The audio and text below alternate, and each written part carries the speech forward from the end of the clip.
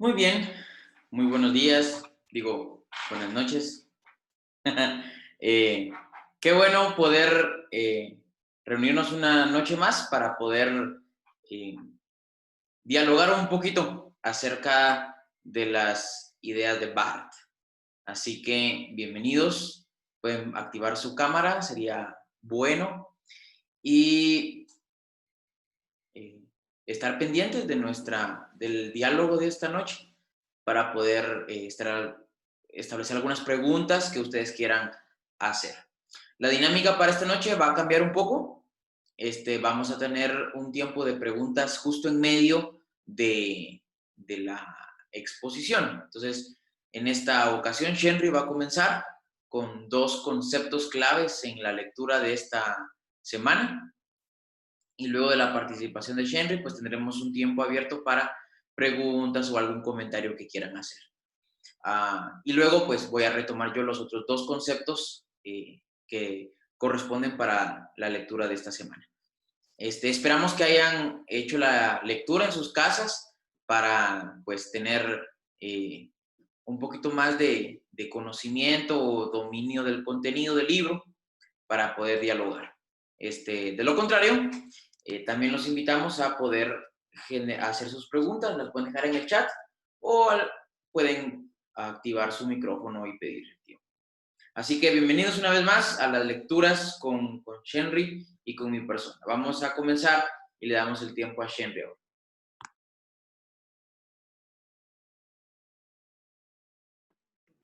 Gracias, Jonán, y a todos los que están hoy con nosotros también bienvenidos a esta nueva sesión de las lecturas teológicas. Pues vamos a seguir dialogando respecto a lo que dice Barth en el libro Introducción a la Teología Evangélica. Hoy nos toca dialogar acerca del tercer capítulo o tercera sección del texto, los riesgos que puede llevar esto de la teología. Bueno, y para no dar más preámbulo, vamos a hablar acerca del primer riesgo que causa esto de la teología evangélica. Y Barth nos va a presentar el concepto de soledad. Bueno, para Barth entonces, y no es que Barth se sintiera así solito y no amado, porque dicen, aunque sí tenemos como presupuesto pensar en la personalidad del teólogo, también vamos a pensar un poco más en la temática que trae estas cuestiones de Barth a la hora de decir, bueno, si la teología es una ciencia, ¿por qué aún dentro de las ciencias la teología se ve un tanto aislada? Bueno, entonces, no solo es cuestión del teólogo, sino también es cuestión de la temática lo que provoca esto de la soledad. Entonces, Barth va a empezar diciéndonos, la soledad es extraña y opresora para el teólogo. Esto está en la página 134. Pero también Barth empieza a encontrar ciertas dialécticas. Y ustedes saben que la teología de Barth es la teología dialéctica, la que siempre está en constante diálogo entre si la teología es veraz o la teología no es veraz, y va a encontrar ciertas dialécticas en medio de todo este presupuesto del teólogo. Y la primera dialéctica es, ¿por qué si la teología al final va a hablar de Dios, por qué no, los teólogos tienen que encontrarse solos, no solamente por su temática de hablar del objeto, y con esto quiero yo decir que aunque Barth habla del objeto, no es que esté objetivando a Dios o que sea una forma de aprender de él, sino de una cuestión un tanto racionalista, como decir, bueno, Dios es el objeto de la teología y nosotros podemos encerrarlo objetivándole. No, sino está hablando del objeto de la teología como ese objeto dinámico, como un Dios que tiene la dinámica entre la experiencia y el hombre. Bueno, en la experiencia de la comunión de él mismo con el hombre. Entonces, dice que la ciencia primeramente ha rechazado a la teología. Y esto es curioso porque para Barth todas las ciencias tienen ciertas cuestiones teológicas Y dice, ¿por qué el filósofo no puede ser teólogo y por qué el teólogo no puede ser filósofo? Bueno, Barth está en esas constantes luchas consigo y con la soledad. Pero dice, no solo la teología es aislada por la ciencia, sino es aislada también por su misma comunidad. Y para los que no estuvieron en nuestra primera sesión, Jonan nos habló acerca de la comunidad, que era donde la teología podía descansar. Pero dice Barth, bueno, parece que en muchas situaciones la teología ni siquiera en la comunidad cristiana puede tomar descanso. ¿Por qué? Porque todavía se ve al teólogo con cierto rechazo. Y esto me causa a mí gracia porque si Barth lo veía y hace años atrás, todavía lo vemos nosotros dentro de nuestras dinámicas de iglesia. Están en la iglesia, están todos los pastores, los hermanos, pero cuando llega un teólogo, no solo de entrada se le dice el teólogo, así como, usted es el teólogo, ¿verdad? Y segundo, al teólogo se le ve con una especie un tanto de rechazo todavía, así como, ay, estos cuatíos no tienen tanta fe. Y es curioso que Barth dice que todos hacemos de alguna manera teología, pero el teólogo a nivel profesional se encuentra en el problema de soledad porque la misma comunidad no logra hacer que la teología descanse en él. Y el tercer aspecto que no están enumerados en el texto, pero que lo logro encontrar así, es que la teología que han intentado hacer los teólogos es una teología apartada a lo que se podría pretender de un humano. Primero, dice Barth, parece que estamos haciendo una teología no humana y que estamos dándole tintes de teología paradisiaca, de teología perfecta y de teología divina a nuestras reflexiones. Y eso ya supone un problema. ¿Por qué? No puede ser una teología paradisiaca porque primeramente usted todavía no vive en el paraíso. Está viviendo en un lugar corruptible que se degrada, en un mundo que se decae, en un mundo que no está tan bueno y que no es perfecto. Segundo, no puede ser una teología perfecta, la teología que genera el teólogo. ¿Por qué? Porque aún no está cohabitando con él o no está con él en persona. Cuando habla de él, está hablando de Dios. Entonces la teología no es perfecta, dice. Y la teología no es divina porque el que está haciendo teología es un humano y nunca nosotros podríamos llegar a ser dioses. Entonces, dice, la teología tiene tintes humanos y sus reflexiones van a seguir siendo humanas conforme se vayan acercando a Dios. Entonces esto significa que de alguna manera la teología se excluye ella misma al pensar que lo que están diciendo es una cuestión meramente perfecta y que sus reflexiones teológicas son lo último y son las leyes de Dios. Entonces esto también genera soledad, dice Barth. Bueno, entonces está diciendo, la teología es humana. Y como es humana, entonces, el lenguaje teológico se tiene que ir actualizando. Y es aquí donde pienso yo, bueno, cuando Barth nos habla del objeto de la teología, en nuestro tiempo actual, de hacer teología, hablar de objeto, pues ya estaría, ya supondría un primer error dentro de las reflexiones actuales, porque alguien nos diría, ¿y ustedes cómo objetivan a Dios? Bueno, es un claro ejemplo de que el lenguaje teológico se tiene que ir perfeccionando. Entonces, las reflexiones antiguas, si bien nos dejan un colchón teológico, no quieren decir todo acerca de Dios, porque para Barth, recuerde que la revelación está también con base a la experiencia que cada uno y el teólogo pueda tener acerca de Dios y con Dios, no solo acerca de Él, sino también con Él. Entonces, la teología, el primer riesgo que nos presenta Barth es el riesgo de la soledad.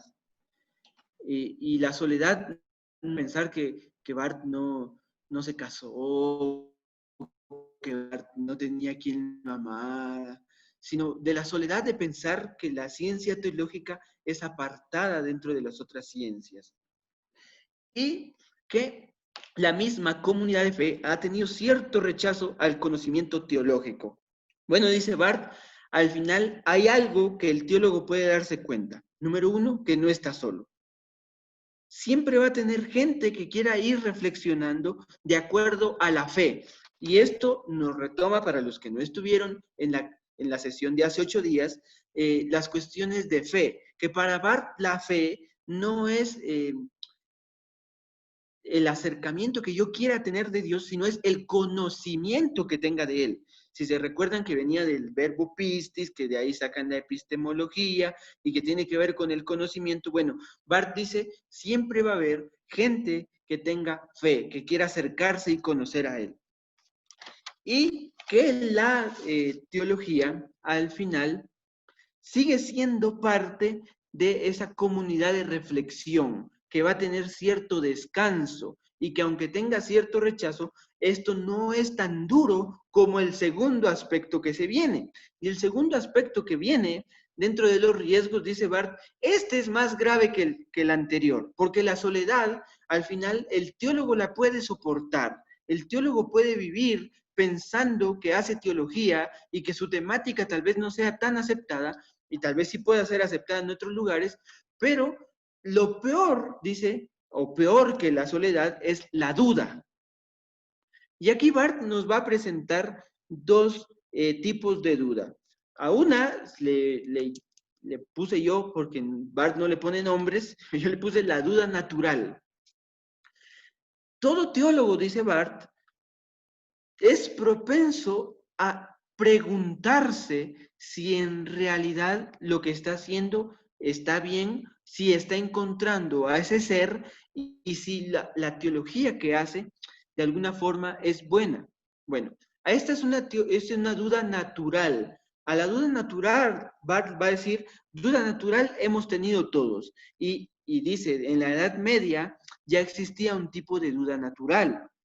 Pero la duda natural es inherente al teólogo, porque el teólogo no podría funcionar si no tiene dudas de la existencia de Dios, por ejemplo, que la existencia de Dios en realidad no es una suposición diciendo o una negación de Dios, sino solo es la especulación que lleva al teólogo a querer encontrar y querer aprender más de él. Bueno, entonces la duda que nosotros hablamos que no hay que dudar, por ejemplo, y a mí me causa un poco de gracia cuando dicen, ay, no sean como Tomás, que por dudar le dijo a Dios que le mostrara sus heridas y Jesús le dijo, toca aquí. Y siempre hemos dicho que la duda va en contra de la fe. Bueno, Barth dice, no, para el teólogo dudar es algo natural y no está mal dudar, porque es natural del teólogo. Y conforme él vaya dudando, va a ir encontrando más y más de Dios. Entonces, Barth dice, esta duda no es tan difícil como la duda de el objeto. Y esta duda sí es difícil. Esta duda no es natural. Y Barth va a decir, esta duda es antinatural. Y esta duda entonces es la que se genera al decir que si en realidad el objeto existe o no. Bueno, pero no como una suposición que lleva al teólogo a encontrar más de Dios, sino como algo en donde él duda en realidad del objeto de la teología. Y Barth dice, a la hora de dudar del objeto de la teología, entonces vamos a ir anulando la teología porque ya no podríamos hablar del objeto si para nosotros el objeto no existe, si para nosotros Dios no existe. Entonces, para Barth dice, que la duda del objeto no necesariamente tiene que suponer una negación de la existencia de Dios, sino solo es la suposición entre el sí y entre el no. Es una incertidumbre. Es antinatural y no es dialéctico. ¿Por qué? Porque cuando nosotros negamos el objeto de la teología, automáticamente estamos negando la teología dialéctica que Barth propone al decirnos, vamos a encontrar si en realidad esta empresa humana es veraz hasta que Dios en realidad justifique la teología. Pero si nosotros dejamos sin objeto a la teología, la duda entonces, que es antinatural, va a provocar una ruptura en la dialéctica. Ya no va a haber una teología dialéctica. Entonces, vamos a encontrar ambivalencias, dice Barth. Porque si ya no hay objeto, entonces nuestra ambivalencia va a ser que tengamos dos significados, por ejemplo, para tener teología. Porque ¿qué va a ser teología si no solo la empresa humana, si ya no hay objeto? Entonces, dice Barth, hay ciertos aspectos que nos hacen dudar. Y esta duda antinatural, la primera va a ser la concentración de poderes y potestades. Y a mí me causó gracia porque cuando yo leí esta parte dije, Barth nos va a hablar de que Satanás nos hace dudar, dije yo. Y esto nos va a gustar a todos. Y Barth en realidad ni siquiera menciona eso. Dice, la concentración de poderes y potestades tiene que ver con el Evangelio y los poderes mundiales, dice. Bueno, hay algo que nos hace entrar en duda y es la concentración de poderes y potestades. ¿Por qué? Porque cuando vemos, por ejemplo, que la economía mundial, dice Barth, entra en conflicto y nos genera pobreza, ya llega la duda y nosotros nos comenzamos a preguntar, ¿y será que Dios está ahí? ¿Y por qué si Dios está, y si Dios es soberano, y si Dios es omnipotente, por qué no quita la pobreza? Entonces esa duda empieza a dejarnos sin el objeto de la teología. Y lo digo así, objeto, porque son los términos que usa Barth, no es que en realidad a mí me parezca bien, por ejemplo, decir el objeto de la teología. Bueno, o para contextualizarlo un poco más, en medio de la pandemia, que alguien diga, bueno, hablando de un Dios soberano, de un Dios omnipotente, ¿por qué nosotros tenemos pandemias mundiales? ¿Por qué se muere la gente por la pandemia? ¿Será que Dios no hace nada? ¿Será que Dios no está con nosotros? Bueno, Barth dice, esto es una primera causante de duda para el teólogo. Ver la concentración de poderes y potestades, como la economía mundial, como los que gobiernan a nuestros países y decir, bueno, Dios, ¿por qué no hace nada? Bueno, la segunda causante de la duda es la misma comunidad del teólogo. Para Barth, entonces, dice, retomando un poco el capítulo anterior, cuando el teólogo encuentra una comunidad, pero esta comunidad tiene cierto rechazo para la teología, entonces el teólogo empieza a generar duda si es que en realidad la teología puede convencer al mundo para cambiar, o la iglesia puede aceptar la teología, o ya por último, la estructura, dice, puede hacer algo, la teología puede hacer algo en la estructura. Y entonces aquí es donde comienzan las dudas del teólogo, cuando el teólogo ve que en su comunidad no puede descansar la teología. Entonces esto genera duda y decir, bueno, en realidad Dios es quien habla, en realidad Dios es quien va a cambiar a los demás, o en realidad solo estoy predicando aquí meras cosas sin sentido y solo son creencias mías, por ejemplo. Entonces, hay dos influencias para la duda. Primero, la concentración de poderes y principados y potestades, dice Barth. Cuando vemos que nuestro entorno social no cambia y que entonces nuestro objeto no puede cambiar la realidad. Segundo, cuando vemos que hay una comunidad que no acepta la teología. Y tercero, cuando hay un fallo en lo privado. Y esto es lo que le causa más duda al teólogo, dice. Ver que el estándar moral es muy alto dentro de la predicación de la teología o dentro del quehacer teológico, pero en la vida privada parece que esa dialéctica no pasa de lo público a lo privado. Y dice Barth, bueno, aquí hay dos tipos de personas. El que acepta vivir una doble moral en lo público y siendo otro en lo privado, o el que acepta vivir como teólogo toda su vida. Y el que acepta que él hace reflexiones no solamente en lo público, sino que su reflexión va primeramente desde lo privado, entonces lo hace vivir bien desde lo privado para reflejar lo público. Pero bueno, estas son cuestiones humanas, dice. Entonces, Barth va a decir, no hay que dejar de lado que el teólogo sigue siendo humano, que por eso la teología no es paradisiaca, que por eso la teología no es una teología de la gloria y que por eso la teología no es una teología del arquetipo o una teología divina. ¿Por qué? Porque el teólogo no está viviendo en el paraíso, porque el teólogo no vive juntamente con Dios y porque el teólogo no es Dios. Bueno, y para terminar, Bart nos va a hablar estos dos tomos, dos puntos, de los aforismos, dice. Y el primer aforismo, lo voy a leer, está en la página 156. Dice, ningún teólogo, ya sea joven o viejo, creyente o menos creyente, probado o todavía no probado, debe dudar de modo alguno de que él, por una u otra razón, de una manera u otra, es también una persona que duda. Bueno, para Barth entonces dice, el teólogo no tiene que pensar que él no va a dudar nunca. Bueno, el primer aforismo está, el primer principio en que el teólogo duda, sea joven, sea viejo, sea un teólogo reconocido o sea un teólogo no reconocido, siempre va a dudar.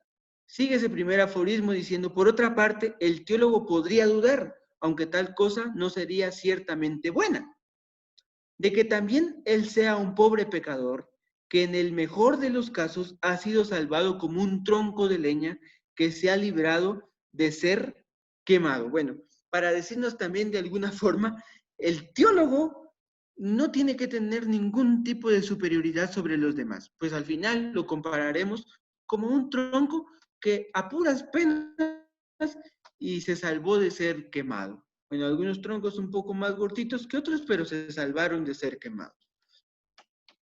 El segundo aforismo dice, él no debe negar tampoco que su duda en esta segunda forma es absolutamente mala compañera, que tiene su origen no en la creación buena de Dios, sino en el nihil, bueno, haciendo referencia al nihilismo, la doctrina de la muerte de Dios que nos presenta Friedrich Nietzsche.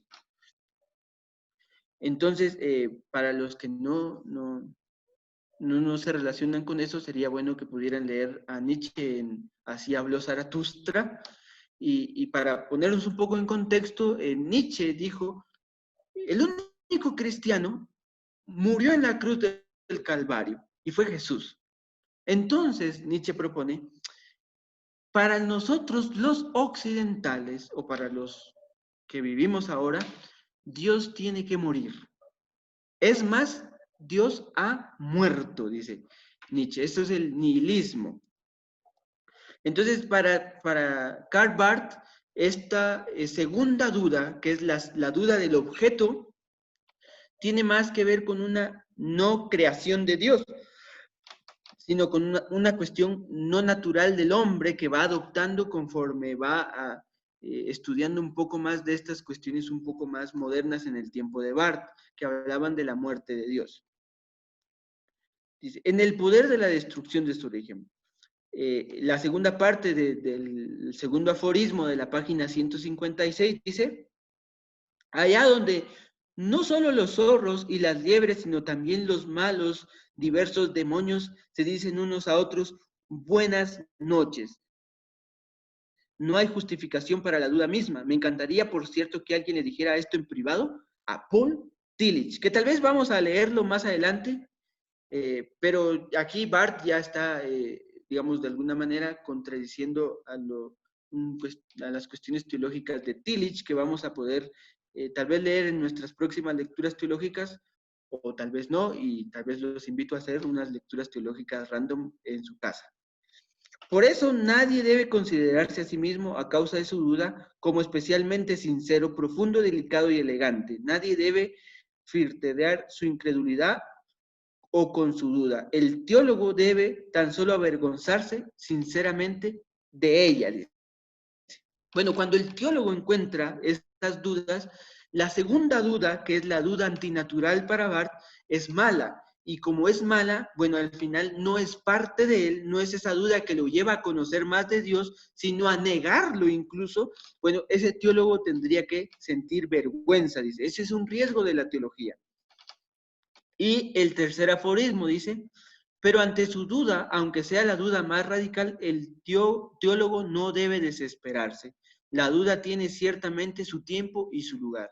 En el periodo presente nadie podrá escapar de ella, ni siquiera el teólogo, pero el teólogo no debe desesperar, porque en esta época tiene un límite, más allá del cual él puede alcanzar incesantemente un vislumbre cuando ore a Dios pidiendo venga tu reino. Incluso dentro de esos límites, aunque no sea capaz de eliminar su duda, él podrá, sin embargo, ofrecerle resistencia, como aquellas mujeres hugonotas que rayaron en el cristal de su ventana la palabra resistés, su fiebre y aguanta, sufriente y aguanta.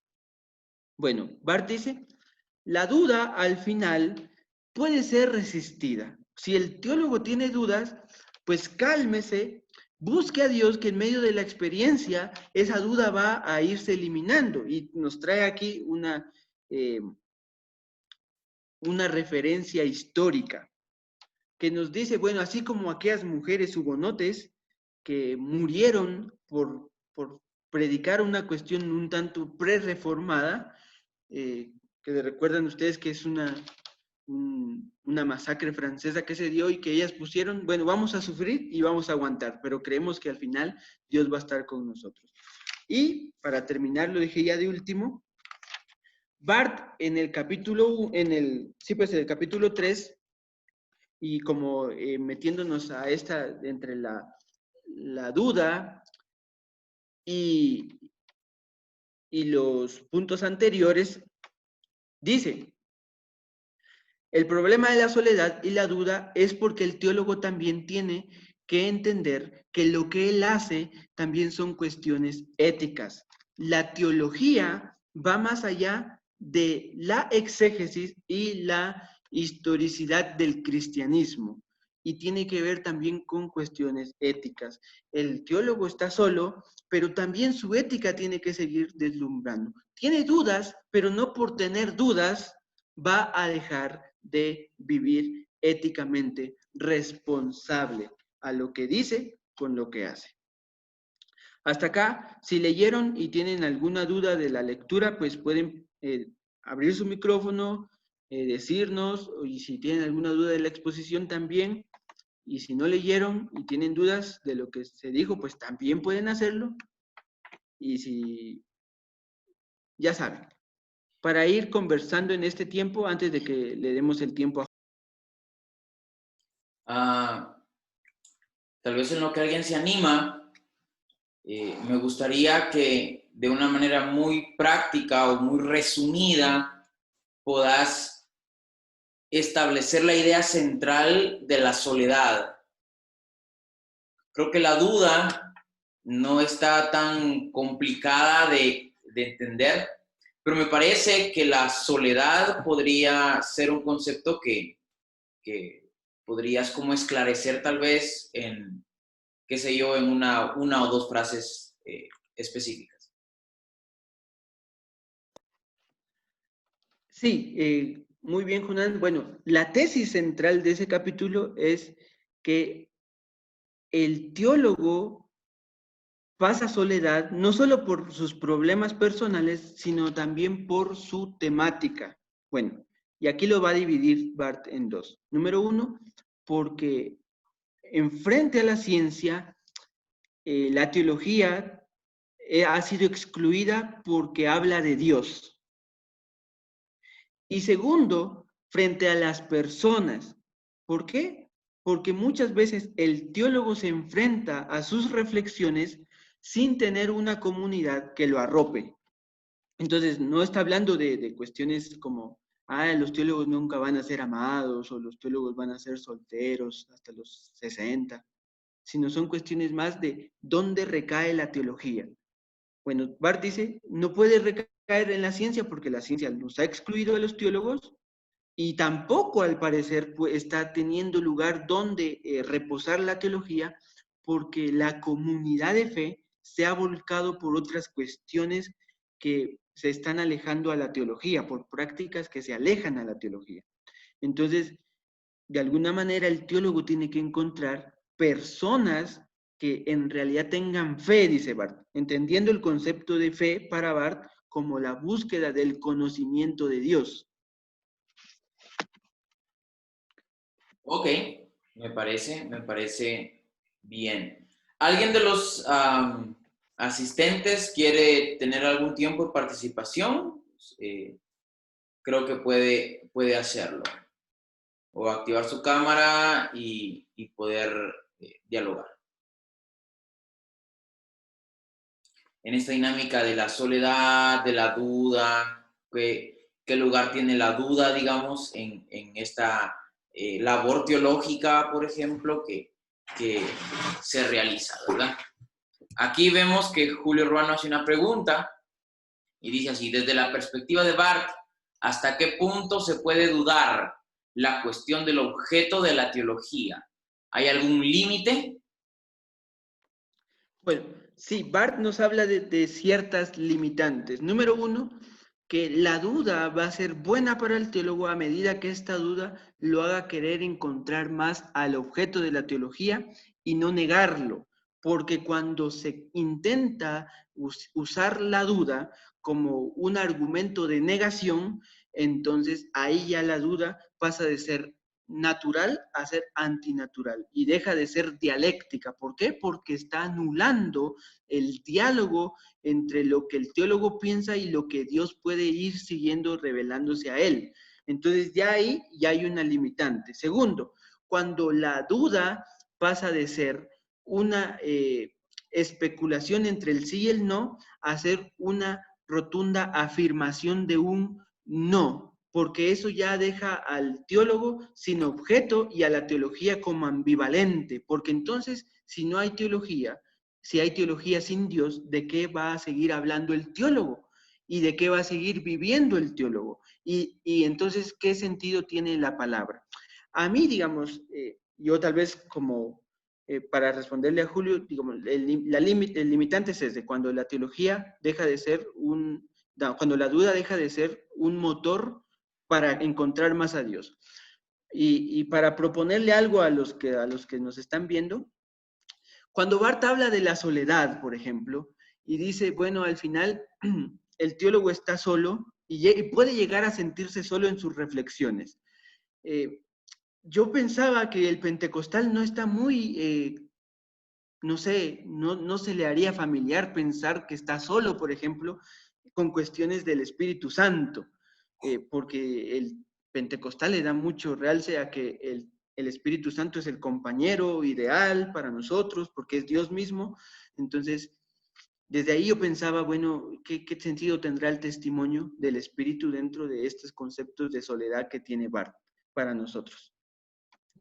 Pero bueno, si hay alguna otra duda, y espero haberle respondido a Julio. En ese sentido, tal vez Julio, tomando la participación de Shenry, el límite de la duda es cuando ésta se vuelve dañina para la búsqueda de la idea de Dios o del ejercicio teológico. O sea, la duda es buena. ¿Por qué?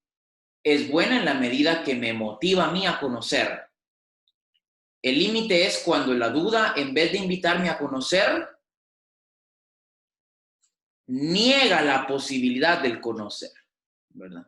Entonces, dudo que exista Dios. Entonces, si dudamos que existe Dios, ¿para qué hacer teología? ¿Verdad? Bueno, de hecho, es Hebreos, ¿no? El que lo dice, ¿no? Aquel que se acerca a Dios es necesario que crea que le hay, ¿verdad? Entonces, la duda es precisamente el motor que nos puede impulsar también a conocer, a buscar. ¿Alguna participación más antes de lo que me toca a mí? Creo que Marvin está aquí con nosotros, vamos a darle tiempo a Marvin y veo que también Juan activó su micrófono, entonces vamos a ir en ese orden. Excelente, muy buenas noches para todos, un placer poder saludar, creo que conozco a varios y algunos otros que quizás no personalmente. Bueno, con relación a la soledad, la verdad es que me causa mucha intriga lo que Henry mencionaba, y es de que anteriormente pues a la teología se le consideraba como la madre de las ciencias. Y entonces, partiendo de esta postura, de hecho, Robert Charles, él hace una afirmación y él, bueno, es un teólogo, él dice que la teología es la reina de las ciencias y de todas las otras disciplinas, y que las otras disciplinas son sus vasallos, menciona este teólogo. Entonces, bueno, más que todo, me parece interesante cómo ha ido cambiando el rol de la teología dentro de la sociedad. Porque anteriormente, por ejemplo, en los primeros siglos es bien conocido de que la teología era una ciencia y era bastante valorada. Y entonces es interesante ver cómo Barth, en este caso, lo ve de una forma distinta, y él, pues a través de lo que considera, pues creo que va a raíz de lo que va surgiendo a través de la sociedad. Entonces, todos los cambios que han ido surgiendo ha hecho de que la teología vaya hasta cierto punto bajando de nivel visto desde la sociedad. Lógicamente, desde adentro, desde los que queremos hacer teología, creo que sigue teniendo el mismo valor, pero sí ha ido como perdiendo hasta cierto punto el valor. La pregunta sería, ¿cómo o por cuál ha sido la razón? ¿Cuál ha sido la razón del por qué es que la teología ya no es vista desde esta concepción de que es la madre de la ciencia como se veía anteriormente? Gracias. Excelente. Escuchamos al expositor. Muy bien, Marvin. Me parece también interesante a mí cuando yo leía esto, y es que han sucedido muchas cosas. De hecho, Aristóteles fue uno de los que dijo, está la teología, sin él ser un teólogo evangélico, y luego está la filosofía, y luego vienen las otras ciencias. Y él describía las ciencias. Lo malo es que en el tiempo en el que Barth viene viviendo, aparece algo que se llama el positivismo. Y el positivismo va a decir, bueno, al final todo lo que nosotros vayamos a decir tiene que ser comprobado. Y esto con Auguste Comte, que Comte al final es el padre de la sociología. Y entonces, la entrada de este positivismo también dio este resurgir de muchas otras ramas de la teología. Entonces, para Barth, recordemos que Barth está luchando primeramente en contra de la teología liberal. ¿Por qué? Porque ya hay teología, pero la teología se ha dispersado. Entonces, cuando ya no se une, ya encontramos ramas como el positivismo, que son más cuestiones filosóficas, pero que nos dicen, bueno, ¿cómo podemos comprobar positivamente que Dios existe? Cuando hablo de positivismo, no es que el positivismo nos hable de ser felices, sino de comprobar todo en la medida de la ciencia. Entonces, eso fue haciendo que cada vez la teología, que no podía encontrar un objeto y presentarlo científicamente, y que pensaba que sus reflexiones eran objetivantes y que todo lo que decían ellos era un absoluto, empezó a verse en decaimiento. Entonces, las otras ciencias, a partir del positivismo, empezaron a posicionarse por encima de esta, dándole cierto rechazo a la reflexión teológica. No sé si Jonán quiera decir algo respecto a esto.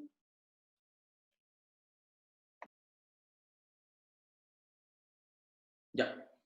Sí, ¿por qué? Bueno, porque los tiempos cambian. Eso es así una cuestión así bien básica, sencilla. Y es que, como bien decía Henry, con el surgimiento de el racionalismo, el iluminismo y todo este momento crucial en el que surge la duda ya no como motivo de búsqueda, sino motivo de negación, es que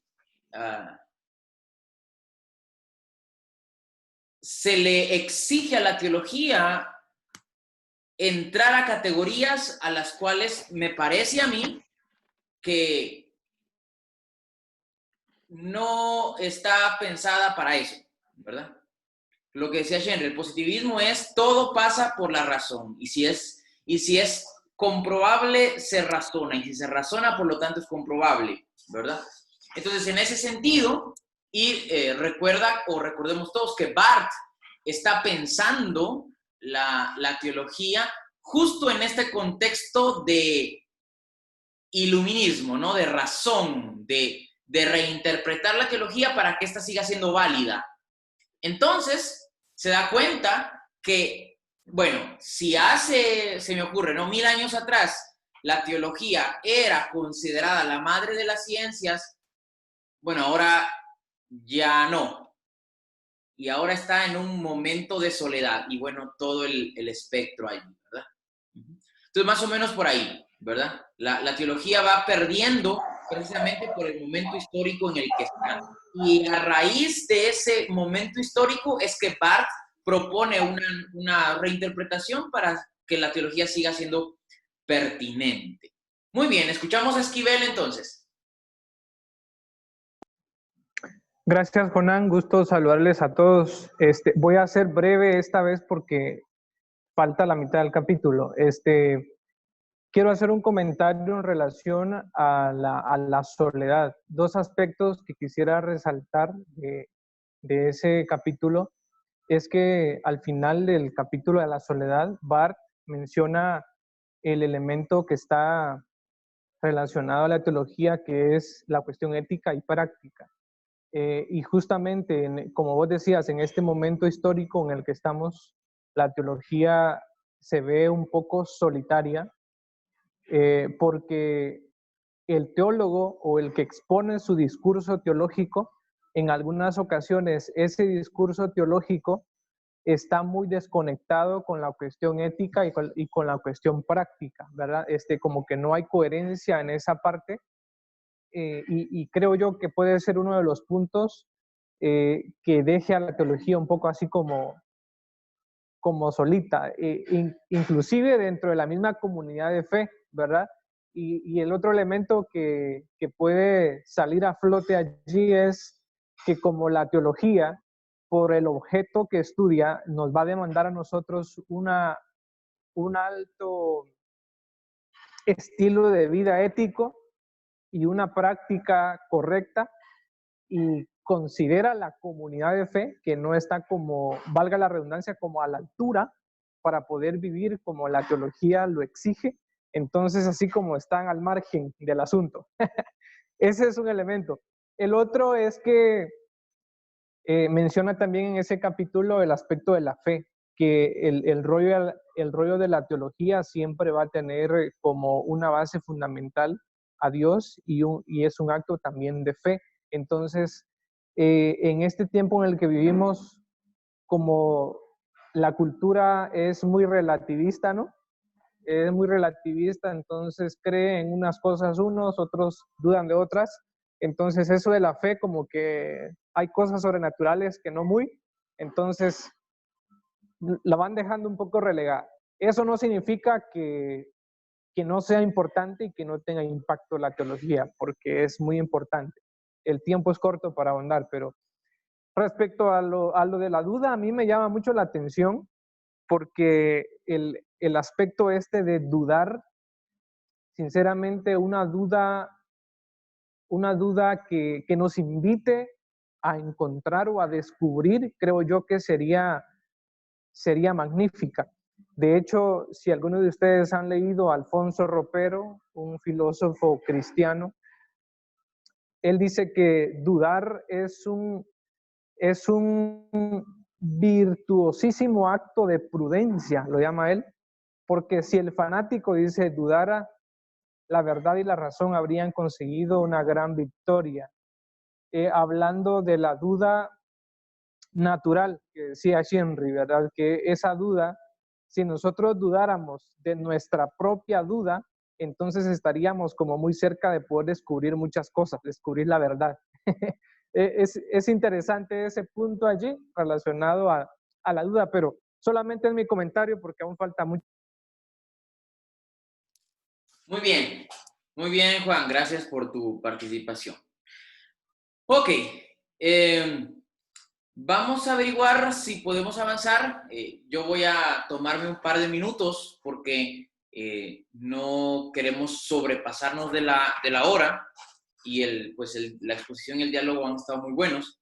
Pues a mí me toca hablar acerca de la tentación y de la esperanza.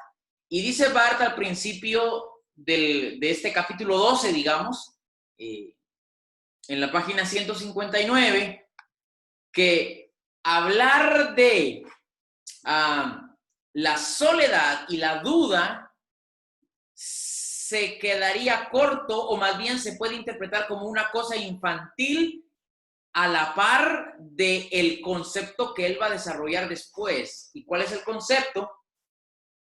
El concepto de la tentación, dice. Y me parece bien chévere cómo él explica más o menos la función de estos riesgos de la teología a finales del primer párrafo. Y dice, la teología se encuentra atacada no solo desde afuera. Desde afuera, la soledad, dice él. Y tampoco solo desde adentro, de la duda. Ok, entonces ya él nos muestra cómo él está entendiendo la dinámica de la teología y cómo esta está en la realidad, ¿verdad? Y dice, ok, la teología tiene un riesgo, el riesgo de afuera. ¿Cuál es el riesgo de afuera? La soledad. ¿Por qué la soledad? Porque es una ciencia tal vez ya abandonada. Bueno, no sé. Segundo, desde el asunto de adentro. ¿Qué de adentro? El mismo teólogo que puede caer en la duda. En la duda de, ok, ¿qué estoy haciendo y para qué vale? ¿Verdad? Y luego él dice, sino también desde lo alto.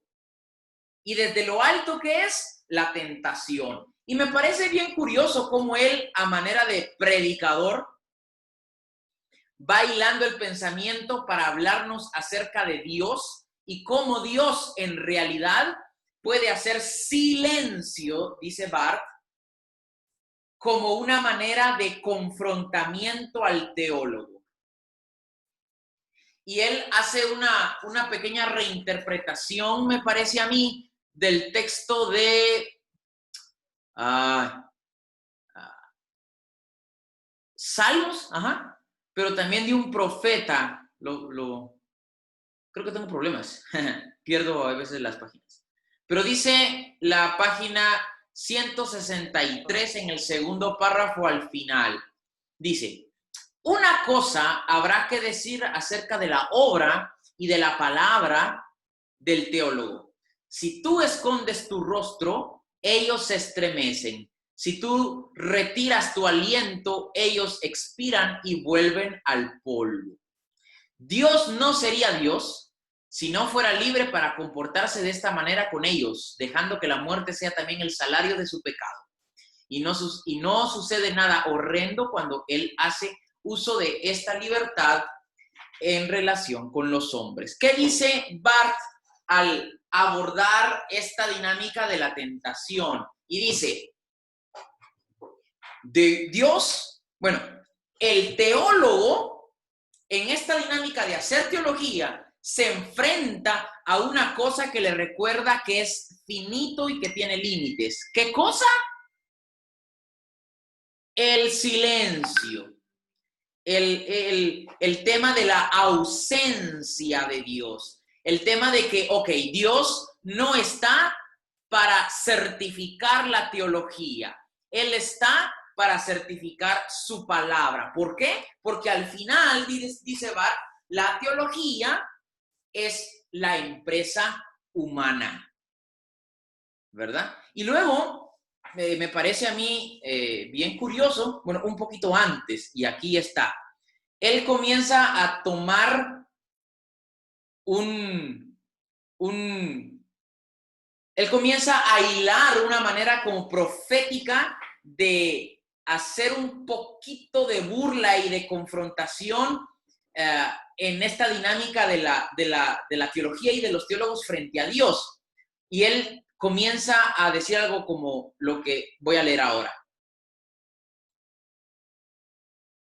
Porque lo que ocurre es que Dios, de quien supuestamente se trata en teología, guarda silencio acerca de lo que se piensa y se dice en la teología sobre él. Lo que sucede es que la relación real de Dios con la teología y los teólogos ha de describirse mediante una variación, aquí está, del famoso pasaje del capítulo 5 de Amós. Escuchen cómo él lo va relatando.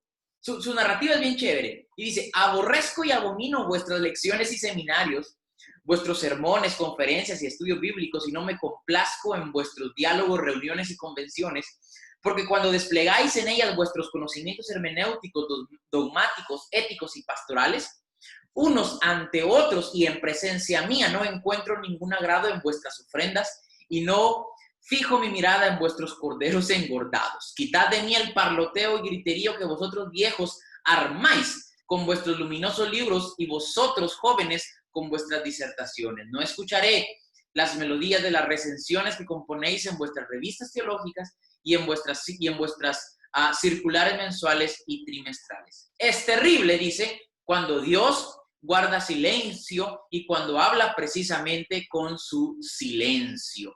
Me parece curioso cómo Barth nos invita desde mi perspectiva, a tomar una actitud humilde en la labor teológica. ¿Por qué?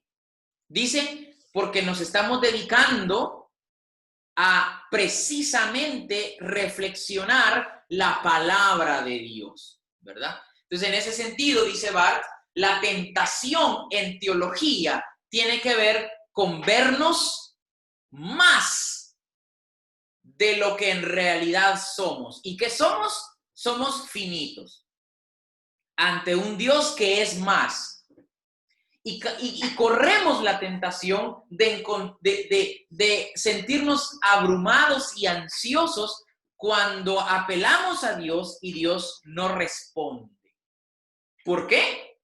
Porque Dios sigue siendo Dios. Es decir, Dios está por encima de lo que ustedes y yo y Barth incluso digamos acerca de Dios mismo, ¿verdad? Y esa es la tentación. La tentación del teólogo es cerrar, voy a decirlo así, la categoría de Dios en el discurso que utilizamos. Por ejemplo, Dios es creador. La pregunta sería, ¿eso significa que Dios no puede ser otra cosa que creador?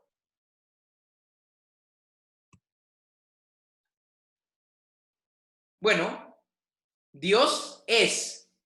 ¿Qué es? Es, voy a decirlo de una manera igual categórica, es más que creador. ¿Qué es? Es Dios, ¿verdad? Y en ese sentido, hay que cuidarnos de la tentación de exigirle a Dios respuesta cuando Dios precisamente quiere hacer silencio.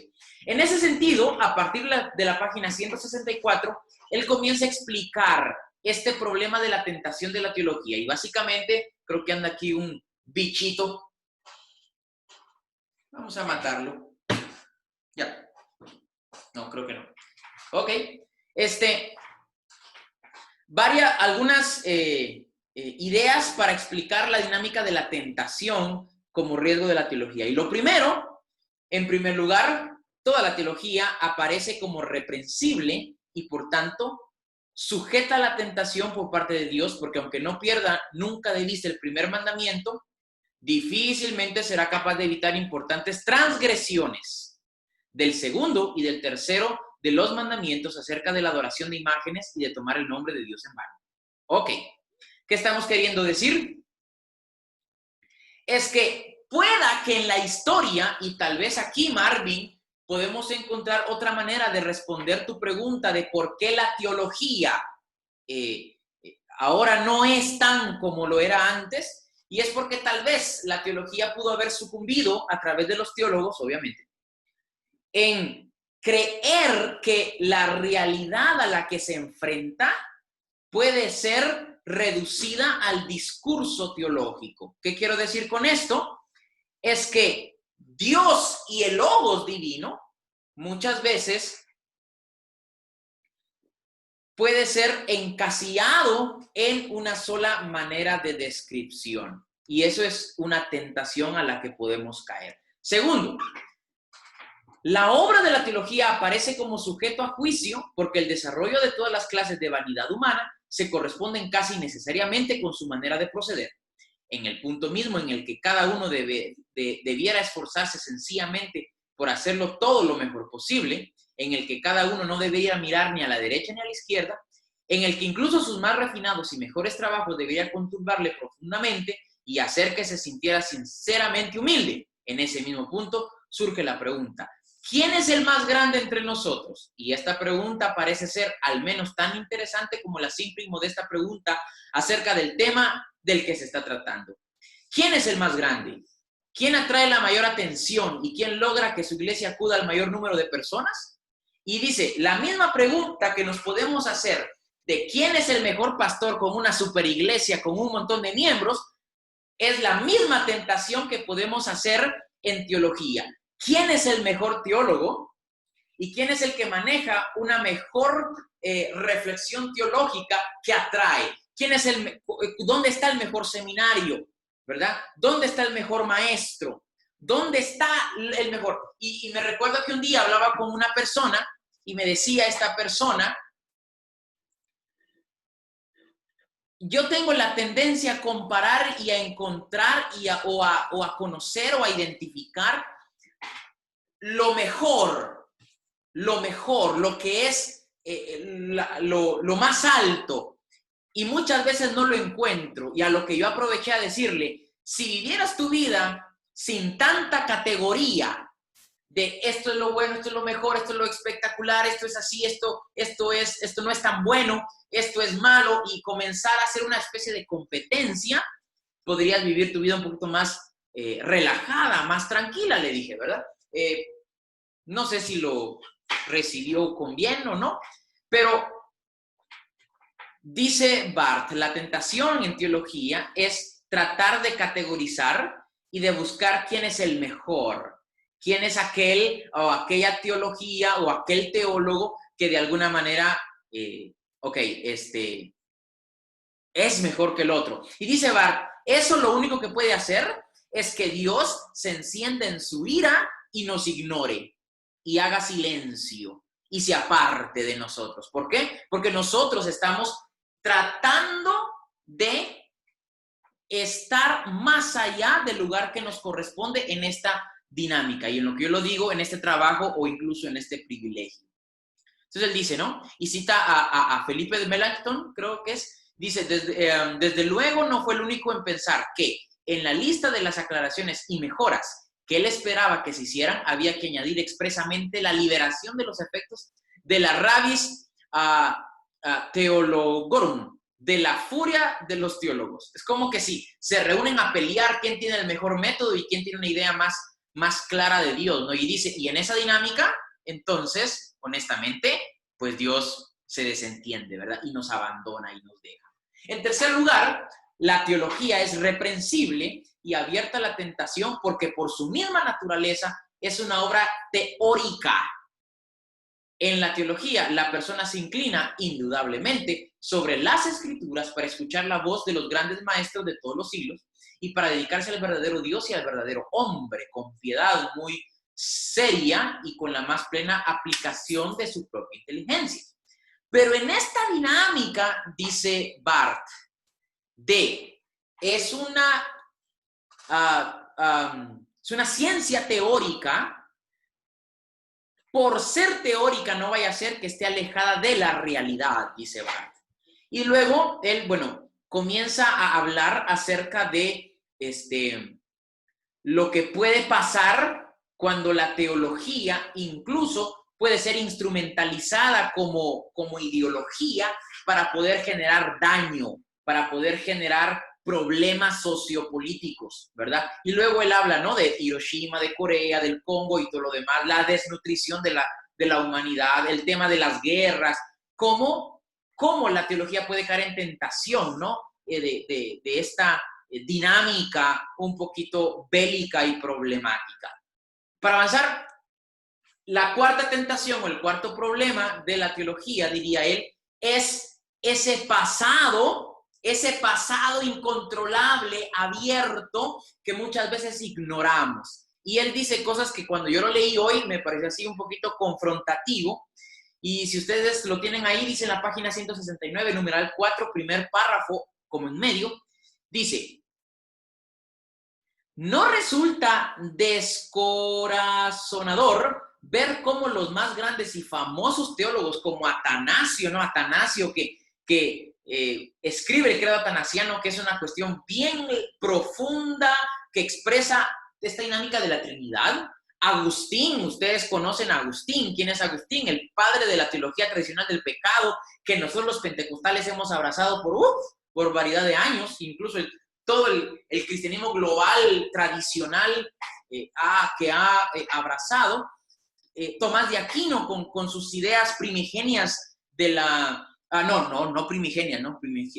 Las ideas primigenias de la teología tertuliano, pero Tomás de Aquino, que llega a desarrollar toda esta dinámica de la Trinidad basado en Aristóteles. Lutero, a quien tenemos en alta estima, Zwinglio, Calvino, por no hablar de Kierkegaard. Dice que me parece a mí Kierkegaard, si no han leído a Kierkegaard, les recomiendo que lean a Kierkegaard lo antes posible, sobre todo su obra Temor y Temblor, donde expresa todo un existencialismo chévere de la fe y de la vida misma. Dice: dejaron tras de sí huellas realmente catastróficas a pesar de su positiva influencia y de sus logros. ¿Cuándo estuvo exenta la teología de enseñar cosas ajenas o incluso contrarias a las escrituras al mismo tiempo que trataba de explicarlas? Y dice él, ok, eso es un gran problema en teología. ¿Por qué? Porque muchas veces podemos dominar un concepto y afirmarlo con sumo cuidado y con propiedad, y al mismo tiempo alejarnos de otro, y eso nos puede generar problemas. Tenemos que cuidarnos de eso, dice Barth. Ok, y por último la esperanza, que la voy a resumir, y dice: si ya nos dimos cuenta que la teología se ve afectada por afuera en la soledad, desde adentro con la duda y desde lo alto con el tema de la tentación, que tiene que ver con la ausencia de Dios en estos juegos infantiles de competencia teológica, a manera de frase interpretativa de Barth, diría luego, ok, ¿qué nos queda? ¿Qué nos queda? Dice Barth. Luego de estar solos, luego de dudar y luego de sentir abandono, dice, lo único que nos queda es averiguar si estamos dispuestos a correr el riesgo del sufrimiento de la vida en esta, lo voy a decir así de una manera medio positiva, motivadora, en esta labor sublime y profunda que es reflexionar a Dios en la vida. Dice Barth, ok, sufre y aguanta, dice. ¿Y qué queremos decir con sufre y aguanta? Queremos decir que esta frase de sufrir y aguantar lo que tiene es que lo que debería hacer en nosotros es motivarnos a sufrir el trabajo de la teología, a aguantar las consecuencias del trabajo teológico, porque sabemos que la teología también es dignificada en la persona de Cristo Jesús a través de su muerte y de su resurrección. Y por lo tanto, diría Barth, esto nos debe generar esperanza. ¿Por qué sufrimos? Porque sabemos que hay esperanza luego del sufrimiento. ¿Por qué aguantamos? Porque sabemos que luego de aguantar veremos algo. ¿Qué cosa? ¿Qué veremos? Veremos precisamente a Cristo. Experimentaremos de alguna manera esta dinámica de esperanza. Y por eso diría Barth en la página 173, echando una mirada retrospectiva a lo que hemos dicho en nuestras 3 últimas lecciones, deduciremos ahora una conclusión básica y final.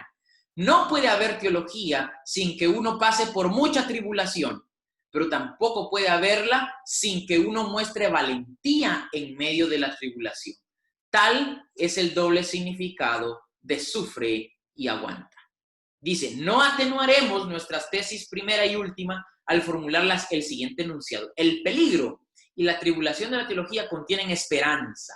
Y esta esperanza no es algo que acompañe o que se oculte tras el peligro y la tribulación, sino que se encuentra dentro de ambos. Al afirmar esto, no estamos restando nada a nuestra tesis ni añadiéndole nada nuevo.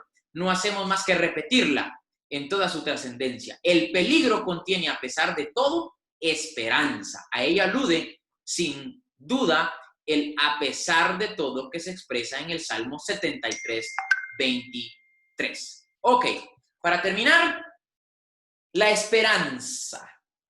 ¿Qué queremos decir de la esperanza en esta dinámica de los riesgos de la teología? Y es que la esperanza es al final la que nos mueve también a nosotros a sufrir y aguantar la tribulación del ejercicio teológico al que nos hemos sumergido. Porque, diría Barth, para terminar el capítulo, encuentra sentido precisamente en Cristo. La teología también toma su cruz para avanzar y precisamente la toma porque Cristo lo motiva. Y dice, si hemos muerto con Cristo, creemos y confiamos que también viviremos con Él, según Romanos 6, 8. Muy bien, esto es lo que de alguna manera yo he podido transmitirles. Tenemos tal vez unos 5 minutos máximo para aterrizar en algunas preguntas o comentarios que ustedes tengan. Los podemos escuchar.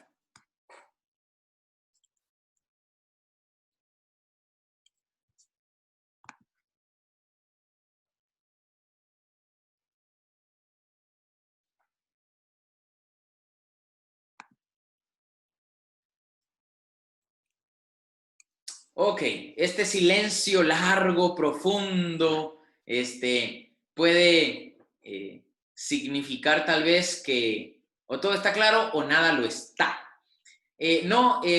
Pueden preguntar o escribir algún comentario aquí en el chat, si gustan, y si no, entonces creo que podemos ir aterrizando esta noche, ¿verdad? Porque creo yo que nos podría ayudar, ¿verdad?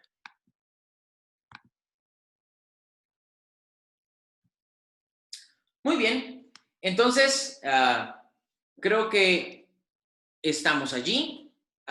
Shenry y yo les agradecemos una vez más poder conectarse, haberse conectado esta noche en nuestra lectura correspondiente a esta semana. Queremos animarlos a la próxima semana que puedan estar pendientes y leer la cuarta sección del libro, que ya es la parte final, que tiene que ver con, ok, luego de hablar de la posibilidad de hacer teología, de todas estas dinámicas, pues terminaremos hablando de cómo la hacemos y los momentos en que se pueden realizar o que hacemos teología, ¿verdad?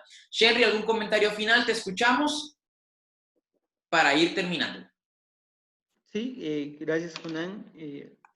Es interesante al final leer estas cuestiones en Barth y tal vez como un comentario final y un recordatorio es que tratamos de mantenernos en lo que sacamos del texto y las relaciones más pentecostales pues ya las vamos haciendo conforme vamos avanzando en estas lecturas teológicas, porque queremos en realidad sacar la esencia, por decirlo así, de lo que Barth dice, pero la idea es que todos podamos ir leyendo como un club de lectura, entonces los animamos a que puedan leer la sección 4 del libro.